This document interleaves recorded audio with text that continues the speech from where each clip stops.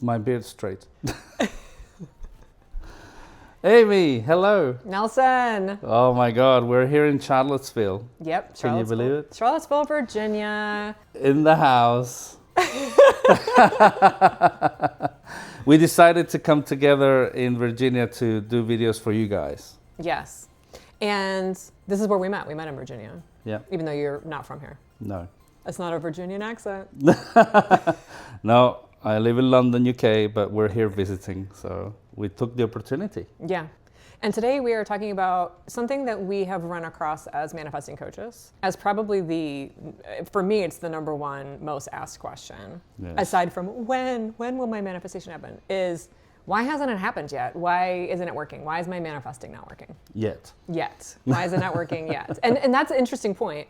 Yeah. Because a lot of people will actually just say, why is it not working? Yeah. And then we're like, yet. It has an end. It has an end, for sure. The not working has an end. Yeah, the working has an end. So what's your top thing about not manifesting not working? Well, there's a couple things that go into it. I think we have three major points we want to talk about. Yeah. And the first one is you're not focused on what you think you are focused on. So you think you're focused on your desired result, and somehow, some way, you probably are not. That's usually the main reason I have found. And it comes down to understanding that you're manifesting all the time. We're manifesting machines. We just literally are manifesting all the time. And I learned this from Bashar's teachings. You know, it's not about how to manifest. It's what are you manifesting? It's the content, not the methodology. Yeah, very good point. And you're manifesting all the time already because you, like it or not, your unconscious is working, giving you messages, giving your subconscious messaging, and you're creating. You're not creating perhaps what you want, but you're creating all the time. You cannot be not creating. Yeah. And, you know, there's a caveat to this. That's not an opportunity to be hard on yourself and be like, oh my gosh, why is my life like this? Or am I creating this situation? The majority of things that we are automatically manifesting, especially if you're kind of newer to understanding deliberate manifesting, is completely unconscious for you. Yeah, totally. Yeah, and that's a good point, because I think you need to forgive yourself for, your unconscious beliefs, biases, all the programming, and it's very egregious because you don't necessarily notice what's going on, and that's why you're kind of engrossed in that agenda. But there is hope. You can get out of it. Yes. You can definitely get out of it. So good. And the other point was around, normally the tendency is that all of us, we tend to focus on the how, right? And the how is not really conducive to actually give you clarity as to what you want in reality. So first and foremost, if you're stuck on something and you're not moving and you're not actually creating or manifesting what you want, it's because focusing on the how is the methodology. It's not really the thing that you want, really. If you're putting the energy on the methods, the processes, and so on, and that's what your analytical brain loves, and you're going to start getting sidetracked doing something that is not conducive to perhaps what you want. Yeah. So a quick and easy way to remember this is the what, not the how.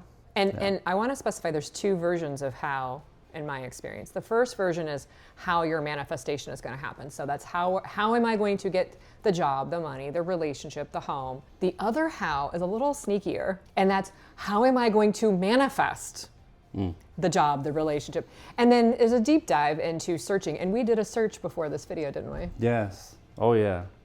The internet is awash with this question. We wanted to see what the top searched questions were when it came to manifesting. And all these techniques came up. Yeah. That we had never heard of. The 777 rule of manifesting, the 369, the 333. Have you come across them? I've only ever heard of the 369 method, but the other ones, no. And I will say what's interesting is those things have value.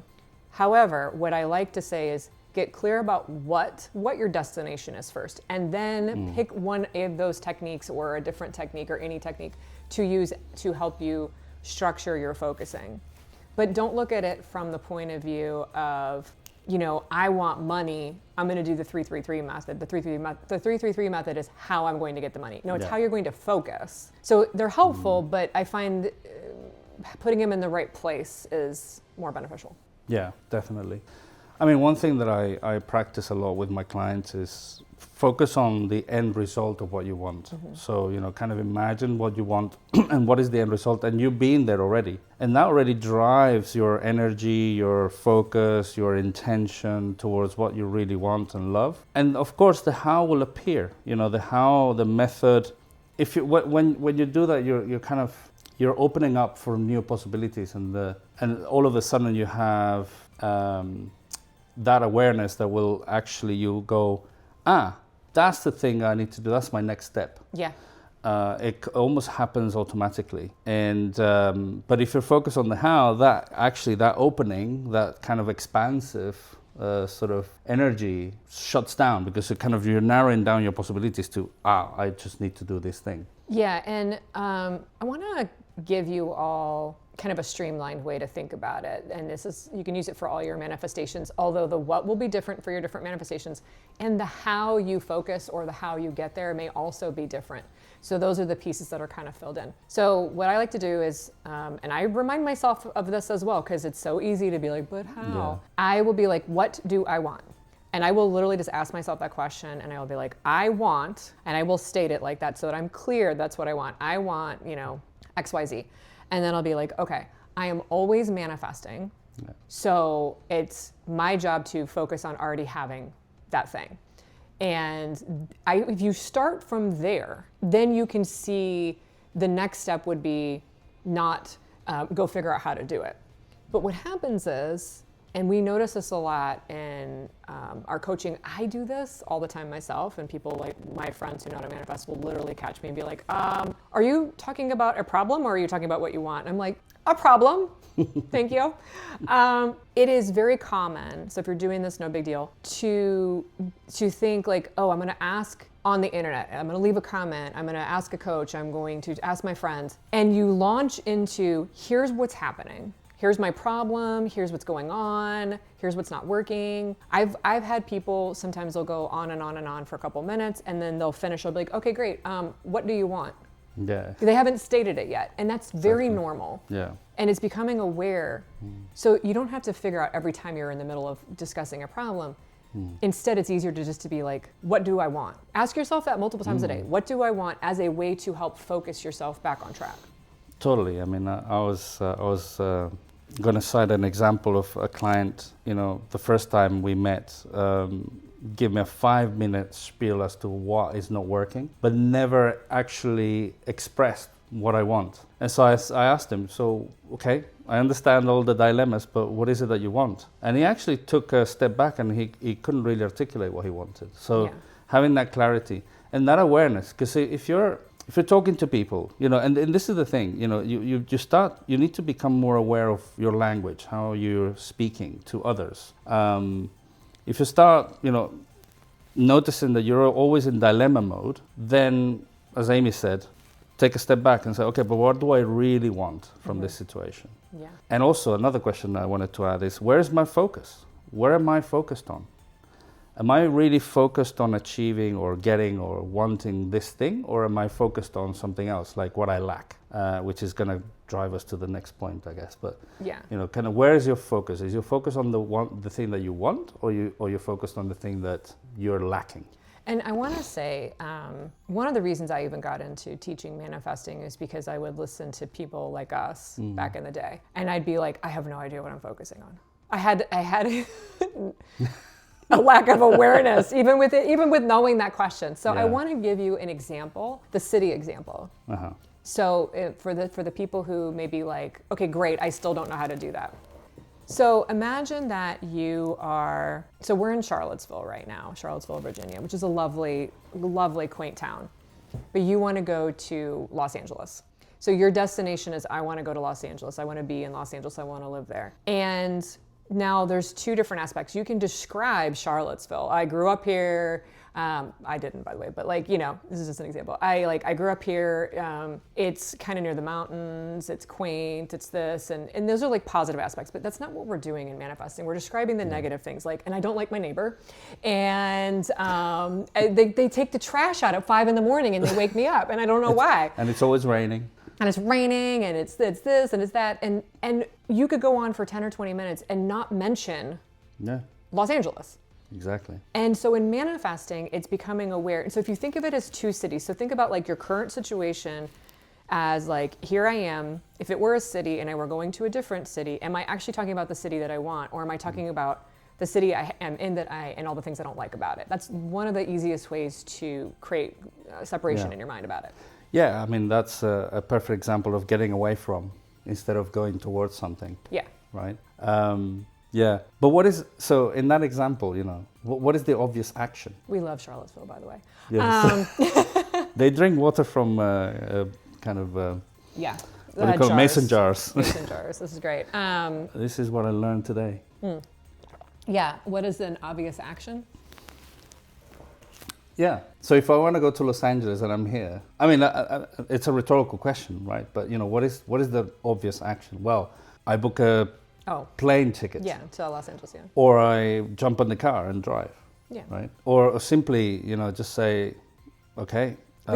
You start thinking about Los Angeles. Exactly. You're not thinking about leaving Charlottesville. Yeah. It's like you might do research. You might be like, oh, I really want to go to that restaurant. I really want to go to Universal Studios. Not sponsored.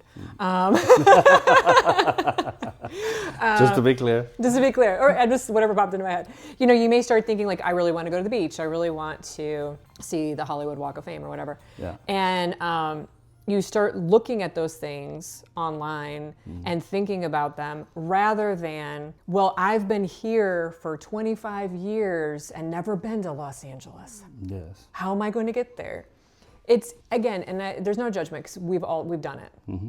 And it's realizing that you're doing it is the biggest game changer. Yeah, absolutely. Now, the cities are a great example, but it gets a little trickier when you're like single and you're wanting a relationship, or you are struggling with money and you want more money, or you have a job you don't like and you want a better job. It's like you want to, I have an idea.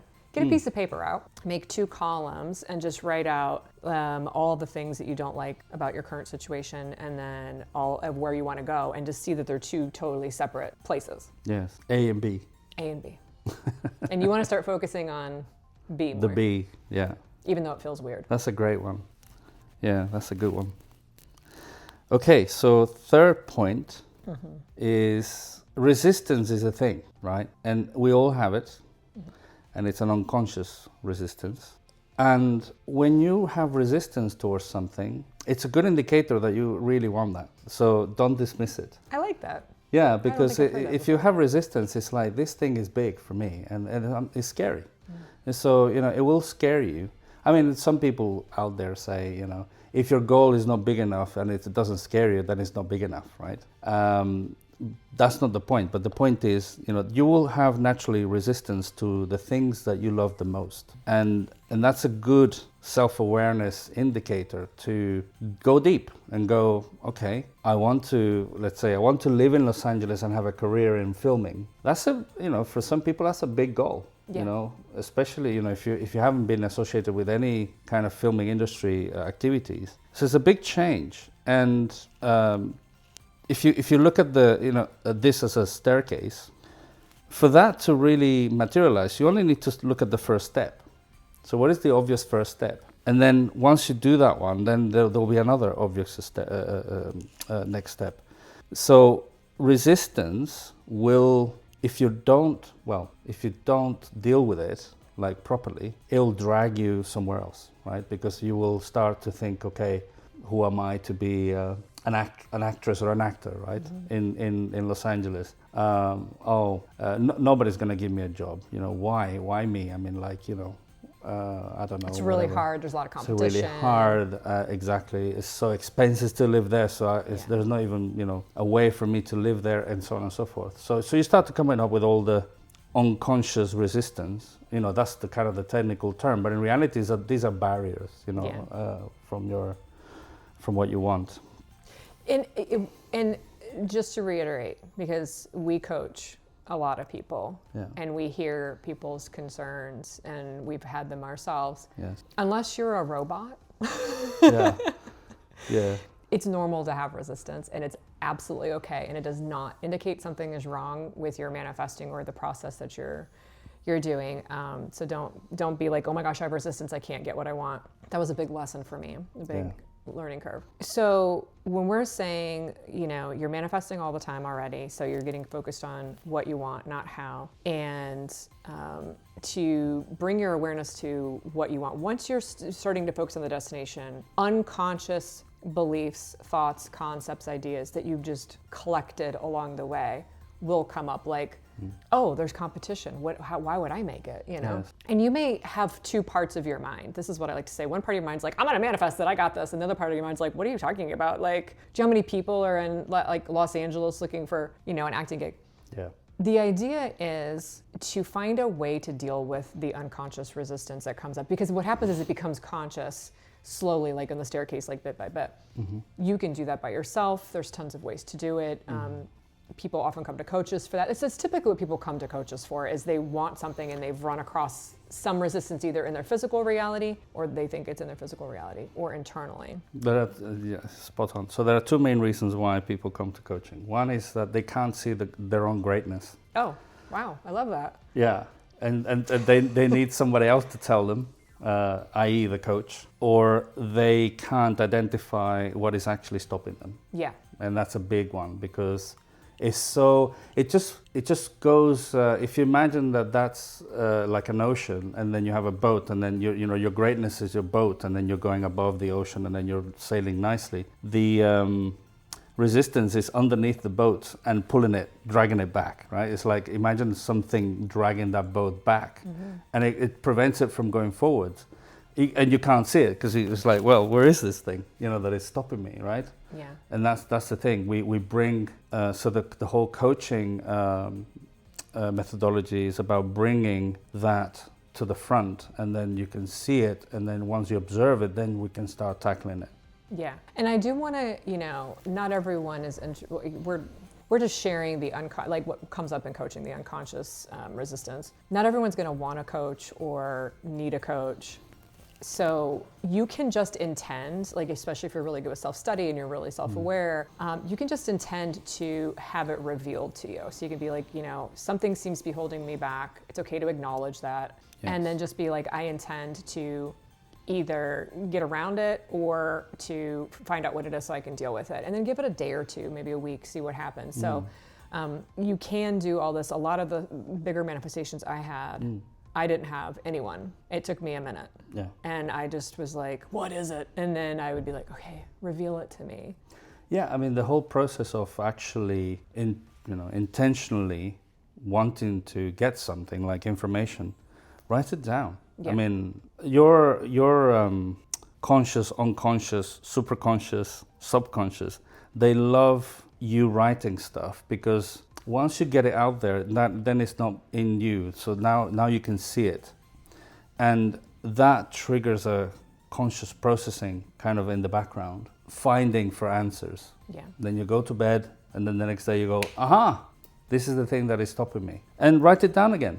Yeah. Because the other thing that, in my own experience coaching, is I use intuition a lot. And intuition is very ethereal. So when you grab the intuitive hit, you want to write it down or record it somehow, because it will just go away and you will not remember it, because it's not really something that you came up with, it's something that you received somehow. Yeah. And that is, so there are benefits. And again, because we know like this is going to reach like a wide audience, and different people have different interests and things like that.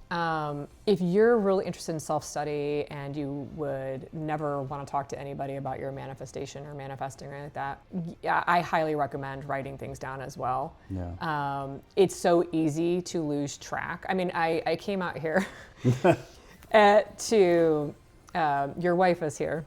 Carla. I love Carla. Hi, Carla. And I came out right before we filmed, and I was like, I have to tell you something, and immediately it like flew out of my head, and I was like, oh, so don't rely on the conscious part of your mind, because I mean, if you can't remember what you had to eat like a week ago for lunch, like, you know, write it down. Not for lunch, but like write down your intentions and stuff. And asking for what to release resistance around. I do want to have one thing I want to say about this, though. Mm-hmm. There is you want to do all of this in kind of moderation. If you have been working on something for a while, because I have clients like this as well, and you're not seeing movement, you're not seeing results, you don't feel like you're heading in the right direction, maybe don't keep looking for resistance if that's what you've been doing. Because I've seen a couple of people who are really good manifestors who it's like, instead of focusing on the how, now their new thing is, I'm just going to find that resistance that's holding me back. That's their new target. Right. So yeah, it's always kind of like finding that middle zone with everything. Well, there are levels of resistance, I suppose. You know, there is, and when we talk about resistance, just to bring it more to life for you guys, is, you know, when you grow up, ever since you're born all the way to 7 years old, you created a whole story about yourself and the life you've had. The environment that you grew up in created limiting beliefs for you, a system of beliefs as well that actually limits us. You know, all of us have it. You know, nobody's immune to it. And there is a lot of programming that happened during that phase. So there's a lot of programming that continues to happen. And if you imagine you lived, you know, your life so far with all of that, you can't really expect for that to go away or even to be acknowledged very quickly sometimes. Sometimes it does. It depends on how deep the resistance is, like, you know, how deep a belief is. And you know, there are different processes that we can work on, especially in coaching for that. But there are levels of resistance. That's my point. Yes. Yeah. Yeah. And your resistance may be completely different than someone else's on the same subject. Oh, totally different. Yeah. And so for dealing with resistance, I recommend a couple of things. The first thing is write it down so you can see it, because again, it's easy to like lose track of things in our mind. The next thing is don't compare your resistance to others, because they have different experiences. They may think differently about the same subject. But that's also to your benefit, right? Because then if you believe something and someone else is like, oh, like that's not going to work. Like when I was in this big contest in 2013, several of my friends who were really good manifestors, they were like, you don't think you're going to win, do you? I was like, wow. I think I have a shot. Yeah. And I won. But what's interesting is I remember thinking, like, I had that clarity. That's not my resistance. That's theirs, if they were in my shoes. And so I was able to see that. And then also with resistance is just know on some manifestations, you're going to clear resistance easily because it's not super deep. It's more like superficial. Exactly. And then you may, especially something that's really important to you, you may be like, how come I can't clear it as easily? Mm-hmm. That is totally normal and common. So don't think, oh my gosh, I'm doing something wrong. You just may need to bring more and more awareness to it to really get underneath it. Yeah, and it's like, I think the analogy I have is the peeling the onion. So you peel the onion so that there is a core belief, and then around it there may be other things. And then as you peel that onion, you get a layer and another layer and another layer until you get to the core belief. And that's the one that is actually the one that we need to deal with. Mm-hmm. But sometimes it's not easy because you have to peel that onion multiple times. And so writing things down, definitely not comparing yourself, because your story is your story. The family you grew up in, your personality, the experiences you've had, they're all yours. You know, you can't really compare your story with somebody else's. And yeah, you do you, as they say. Yeah. So the reason you're manifesting isn't working out. We have 3 main points. Yes. The first one is it's not like an on-off switch. It's working all the time. So you may not actually be focused on what you think you're focused on. Yes. So that's getting really clear. What do I want? Start there. The second thing is you're focused on the how instead of the what. And the how could be, how will I get this wonderful new car? Or how do I manifest a wonderful new car? Those are both hows. Yeah, that's an interesting one. That's an interesting distinction. Very good that you cover that one. And the third one is like you have unconscious resistance, and it's good to acknowledge that. We all have it. Yeah. It's normal. If you're human, you have unconscious resistance. Yeah.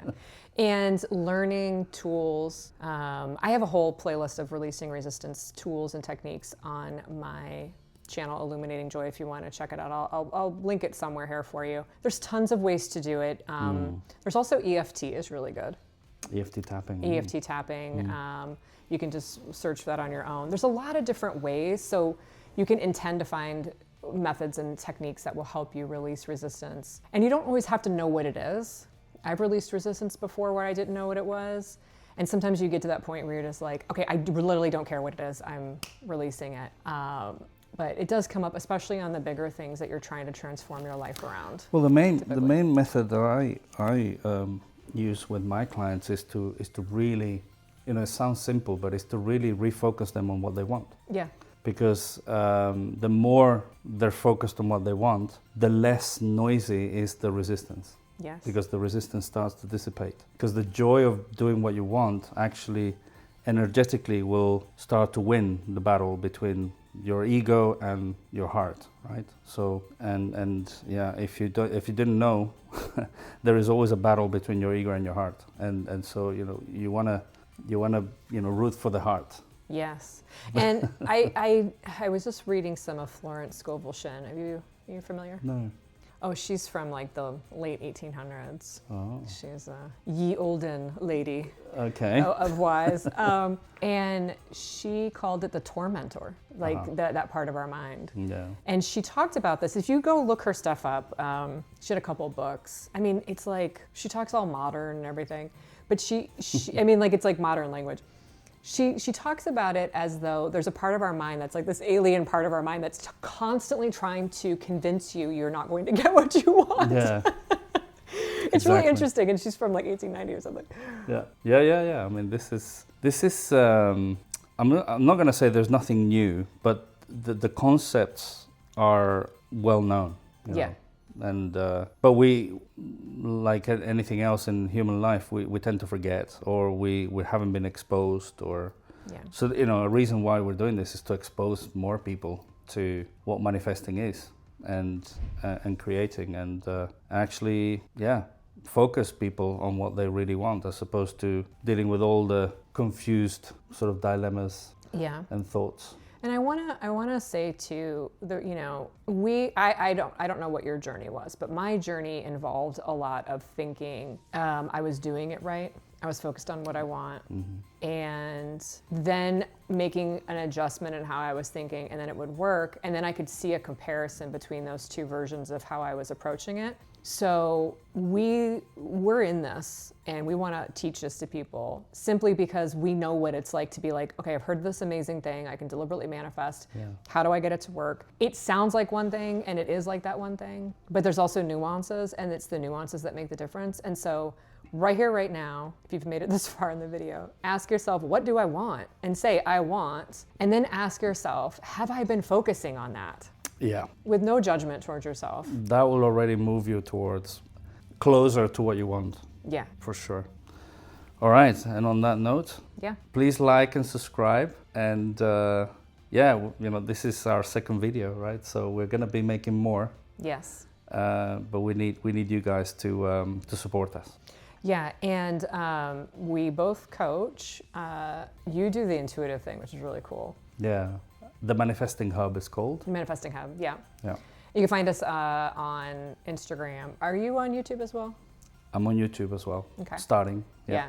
And I'm Illuminating Joy, YouTube and Instagram. And I actually have a masterclass, What to Focus On. Has a workbook with it if you're interested in that. Because again, it's just learning how to focus on what you want. Yeah. And I'm making a masterclass, which will be also announced on my YouTube channel soon, and it's about intuition development. So watch that space. Yeah. Thank you for being here. Thank you. Happy manifesting.